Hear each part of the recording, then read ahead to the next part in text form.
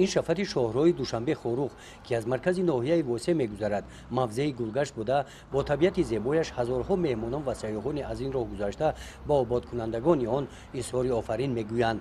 این گلگشت سال 2020 با اشتراک پیشوای ملت پرزیدنت جمهوری تاجیکستان محترم امامعلی رحمان مورد استفاده قرار گرفته است. با آن نگاه نکرده که تیرماه اکتبر فصل خزانریز است، طبیعت این چمنستان با گلهای زیبای رنگشان سیاهگوش مانند فصل بهار را میماند.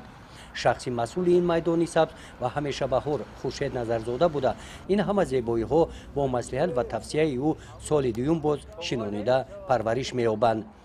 با فرارسی فصل گرما با توصیه خورشید کارمندان کارخانه واحد دولتی خواجگی کمونالی شهرک یولبوک طبق نقشه معین امروزها در میدان گلگشت با کارهای کارکرد پیش از موسم سرما مشغول می باشند. از زیاده از 1400 دانه گلهای موسمی شنودیم. اگر باشد که ما وقتی همه رشوه همیده پرو پرتویم در زمستان ریشه گل گرمک گرم ریشه گل گرم نگاه داشته می شود.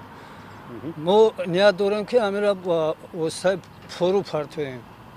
در سوهای گلپروری و آرایشات این گلگشت خورشید نظرزاده تجربه گلپروران شهر دوشنبه را استفاده کرده است. او آنجا مدت 5 سال فعالیت نموده است.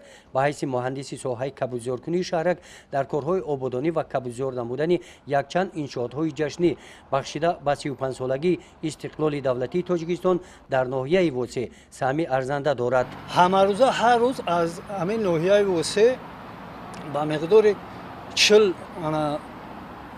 متر کوبی پرتو از همین ناحیه برآورده می شود.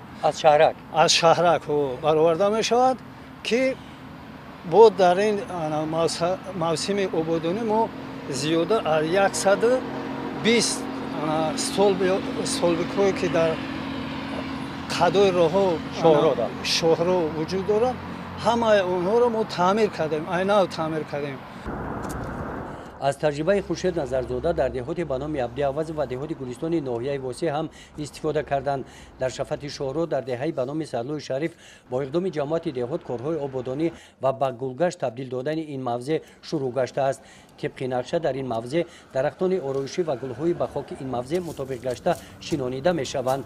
تا شنانیدن درخت و بوته‌های گل که حالا وقت است کارمندان جماعت دهات و مؤسسه‌های تندرستی حدود این دهات طریق حشر در کارهای تازه‌کاری موضع و شفت شاهرو سهم خود را گذاشته ایستادند.